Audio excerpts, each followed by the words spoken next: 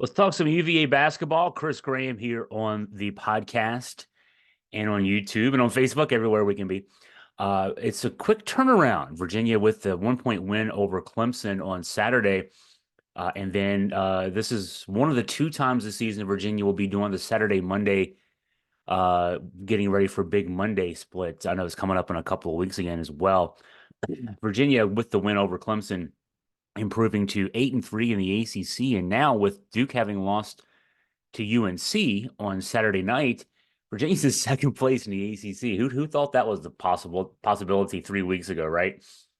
And no time to really revel in that though, with the game tonight, Miami coming to Charlottesville. In fact, they're already here.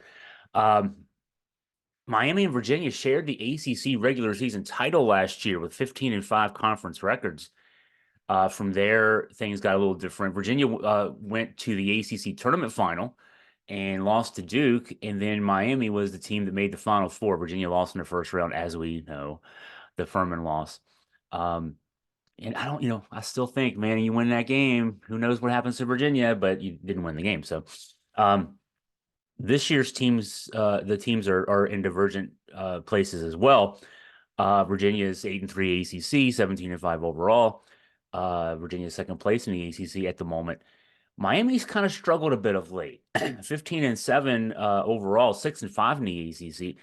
Kind of foresaw this, and it's not like it took a genius to figure out that uh, when they lost Isaiah Wong to the NBA draft, that this team was going to have to adjust, just like everybody else has to adjust, right? But Miami was getting, unlike Virginia, was getting preseason top 25 love, picked ahead of Virginia in the ACC standings. And not to say that, I mean, we got a long way to go in the ACC, 8-3 and 6-5. That's 11 games out of 20. And both teams' schedules are backloaded with the depth there. So there's the tough games are still coming, is the way to put that. But Miami started out 2-0 in the ACC, has lost five of their last nine in ACC play. And they did win their last time out, having to rally from 10 down to beat Virginia Tech on Saturday. Now, so this Miami starters and rotation group, there are some familiar names, and then there's some new guys as well. Norchad Omie is a guy that is going to be the focal point for this team. Boy, he's playing well. 18 points a game, 9.7 rebounds a game, 63.3% from the field, 39.4% from three. He's developed a three-point shot. This big 6'7", 240-pounder. Boy, he's a tough guy for a lot of teams to have to play against down low. And he plays at center. He plays about 30 minutes a game. He's at 6'7", playing center. There gets spelled for brief spurts by 6'10" freshman Michael Nwoko, who only plays 8.9 minutes a game. So when you do the math on that, even when Nwoko is not in the game, Miami goes quote unquote small. I hate to, for the real world people in us, 6'7" is not small, but in college basketball, NBA basketball, having a 6'7" guy as your biggest guy on the floor is what they call going small. 6'8" freshman forward Kaishawn George is usually the biggest guy on the floor for Miami. I mean, for 3/4 of the game, he'll be the biggest guy on the floor. And he's a guy that shoots threes. He's a 41.5% shooter from three. So he's not a guy that's going to beat you down low or anything like that. When I say they go small, but Nigel Packett, the 6'0" point guard, is small. I mean, he's an average size guy. I'm 6 feet tall, so that's average male height, right? But they go 6'7" with Matthew Cleveland, the Florida State transfer, at one of the forward spots. Wooga Poplar, the other forward spot, another guy who shoots a lot of threes. He's 44.7% from three. You see, there's some danger with this team with the ability to hit the threes. And then the point guard is Bensley Joseph. So the backcourt's small, but I mean the athletic on the front line, athletic and strong on the front line. This Miami team. So how Virginia plays this one is, I think it's one of those things that works out for you schedule wise, that Virginia didn't have to play Miami because this is the only time these two teams will meet in the regular season this year. That we didn't have to play them earlier in the season, earlier in the ACC season, because Jordan Minor has only been playing of late. He started the last 7 games, and back early on in the ACC schedule, he was not a factor. He was a garbage time guy. Minor's the kind of guy who can potentially give Omie fits. At 6'8", 242, that's what they list him at. He's big and strong. I mean, so that should be a heavyweight matchup down low. That should be fun to watch. Minor in his 7 games as a starting center, 9.1 points, 5.7 rebounds a game, 55.6% shooting. And then on defense, he's allowing 4.3 points per game on 34.5% shooting. So those are impressive numbers on both sides. I mean, what he gives you on defense, what is what changes this team. And then, anything you get from Minor on offense is just gravy on top of that, right? I mean, he's got a nice left hand. We've seen that a couple times. I saw that a couple times in the Clemson game, and he'll finish at the rim real strong as well. In the backcourt, I would imagine that Reese Beekman probably gets Nigel Pack in the matchups. Maybe not to start the game, but when it gets to be time to make moves, that'll be the matchup. That would leave Isaac McNeely on Joseph at the point guard position, and McNeely was playing defense on the point in the Clemson game and got beat to the rim a couple times. So we'll see how that works out. The weak spot in the starting lineup. I hate to harp on this. I guess I'm the only person writing about it, and it seems like I've got some agenda. But no, Andrew Rohde just has been the weak spot, but he would be the weak spot in this lineup against this Miami team, no matter what. Just because with their two guys, Poplar and Cleveland, sort of in the middle. Because obviously Rohde is the third guard. Virginia plays 3 guards, 2 forwards. He's the 3 guard, and then Ryan Dunn is the 4. He's really a fourth guard, but he's rim protecting guard is not really something you see advertised a lot. That's why Ryan Dunn is a projected first round NBA draft pick. Dunn gets one of those 2 guys, either Cleveland or Poplar, and then the others. If Rohde's in the starting lineup, if he, depending on how many minutes he gets, he's going to have to get the other guy. And I don't know that even the options off the bench are necessarily great in terms of matching up against, the other guy. And so that's going to be, it's going to be an issue there for Virginia. I'd like to see Jake Groves get more time. Obviously, he's got to get more time. Averaging 17.5 points a game his last 2 outings. He's shooting 50% from 3-point range on the season, 9 of 12 in his last 2. And, it may be having Dunn out there, Dunn at 6'8" and then Groves at 6'9", could make Miami and Coach Jim Larinaga have to adjust to Virginia. And so that'll be interesting to see how that all plays out. Let's the one other thing I really wanted to get into on this podcast. I get a lot of these questions, and I'm so glad people, obviously paying attention here on the podcast, paying attention on the videos. To whenever I say, if you got any questions, email me. I get a lot of those emails, and so one thing I get a lot of questions about. It's only February 5th as we're talking here, so there's still, a month and what would that be? A month and a week until the ACC tournament. I think the ACC tournament starts March 8th, if I remember right. I've just applied for the credentials for that. It's in DC this year. It ends the 12th, if that's going by the math on that.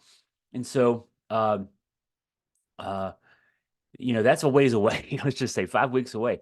But yeah, I understand. The ESPN beats us over the head with Joe Lunardi, and of course he puts out bracketology in April for the next season. So it's just attention getting kind of stuff. But legitimate questions: where does Virginia stand in the metrics? And you'd think that and I got a couple emails from people lamenting things. And that was a quad 1 win over Clemson. Beating a Clemson team in their place, that's a quad 1 win. You think that will boost the fortunes of Virginia? It did, actually. The biggest jump came in the KPI. There are several rankings. It's not just one. You always hear about net. But the NCAA Tournament Selection Committee actually uses a number of computer rankings. And it's because the idea being, hey, one can't get it all right. So you want to get a snapshot of across the spectrum because a computer ranking is only as good as the variables you put into it. Then things get spit out from there. And so I think it's pretty smart of the selection committee to say let's get a cross section of these things. Okay, so KPI. Virginia was 49 midweek after the win over Notre Dame, rose all the way to 34th after the win over Clemson. That's a pretty good number when you're talking about at-large positioning. RPI was up 13 from 45 to 32. The others didn't move as much. The ESPN BPI already had Virginia pretty decently rated, just a three-spot improvement from 38 to 35. The NET, yeah, that's the one that really gets Virginia because you hear about it all the time. Five-spot improvement after the Clemson win from 47 to 42. Ken Palm, just a one-spot improvement, 58 to 57. That one got me a little bit, but Ken Palm is a little different. Ken Palm doesn't look at I mean the algorithm there is not something that values wins any more than anything else. It's simply a measure of offensive efficiency versus defensive efficiency, and then over 100 possessions, the margin between the two. And so you're not getting strength of win, that kind of thing. Uh, and uh, and so Virginia, in the Ken Palm, the offense is still ranked pretty low. The defense is, in the I think it was 12th when I last looked. Uh, so and I'll editorialize here. I didn't do this in the story that I wrote about this. I think it was I can't think of the guy's name who was the color commentator on the broadcast the other day for Virginia Clemson, but he made a great point that all of these rankings don't measure the college basketball game the way the coaches do. You coaches want their teams to be better as the season goes on and peaking, just like anybody training. If you're a swimmer, if you're a runner, I'm a distance runner. You don't run your best run every day. You don't, you try to peak when you're getting ready for a marathon. I'm planning to run a marathon in November. You don't want to run your marathon pace every day between now and then. You want to run it then. Um, from a basketball team perspective, you shouldn't be playing your best basketball in November. Virginia did that last year. Look how that worked out for us, right? Uh, you want to be peaking, starting to peak now. And but the metrics value every game equally. A game in November against North Carolina A&T is treated the same as playing against Duke in Cameron Indoor Stadium on March 2nd. So, I don't know. Computers can computers be taught to value the late season games better? That's why there's still a human element to it. That's why there's still a selection committee and not just computer that decides who gets into the tournament. Among the things that metrics don't even account for, but the selection committee does, is your record in your last 10 games. The number of true road victories, even though you don't play road games in the NCAA tournament or ACC tournament, but NCAA tournament, your record in those games is it's a reflection that you don't just win at home when the crowd is cheering for you, I guess is one way to put that. So there are variables that are thrown out there. From Virginia's standpoint, I did an average rating of the six metrics there, 38.7. What that would project to, if you just do some math on that, that's a 9 or a 10 seed. You're somewhere in between 9 and 10. And obviously, with 9 games to go regular season, whatever happens in Washington, D.C. in the ACC tournament, there's still room to go up or go down or hold steady. From that standpoint, looking at the quality games on the schedule for those metrics that do measure quality games, there's 3 quad 1 games left. At Virginia Tech, February 19th, Carolina in JPJ, February 24th, Duke, March 2nd. And then there's 3 quad 2s at Florida State on February 10th. That's this coming weekend. That's actually Saturday. Wake Forest coming to JPJ the following Saturday. And then at Boston College, yeah, that's a quad 2 on February 28th. So 3 quad 1s, 3 quad 2s, chances to improve the standings from there. Okay, so tonight is game night. We're on game day. It's a 7 o'clock tip in JPJ.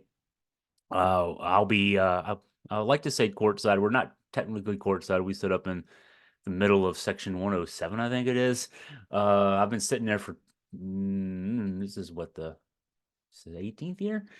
God, that is 18 years.